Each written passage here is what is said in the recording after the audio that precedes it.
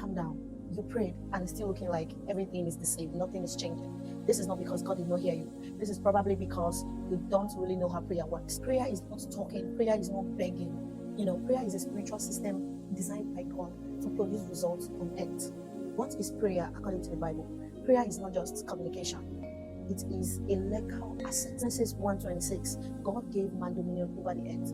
This simply means that God will not come down from heaven and intervene in a matter or interfere in a matter unless a man invites him. So what is prayer?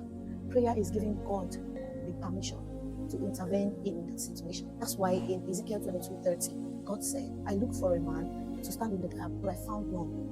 Meaning that God was willing, but no one prayed. How prayer works? You pray, heaven responds, and manifestation happens. Prayer is a trigger system.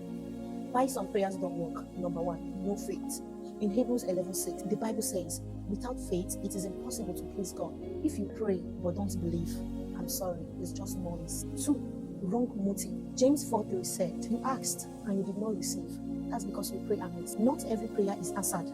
That's because not every prayer is aligned. 3, no persistence. Luke 18:1 said, men ought to pray, not faint. Some answers are instant, while some requires spiritual pressure. Do you know what happens when you pray? When you pray, angels are activated. Battles begins in the spirit. Delays can happen. Answers are already released. Daniel prayed and it was answered immediately, but it was delayed because of spiritual warfare. You need to know that something is happening behind the scene. I hope you also know that you are not powerless when you pray. In the book of Luke 10:19, the Bible says, I have given you authority over all the power of the enemy. That means when you pray, you are not begging. You are not crying. You are not saying, God, deliver me from the hands of the enemy. You already have the power. You already have the authority. Do you understand? Prayer is not a cry. It is a command backed by heaven. Okay? So the next time you pray with understanding. You pray with authority.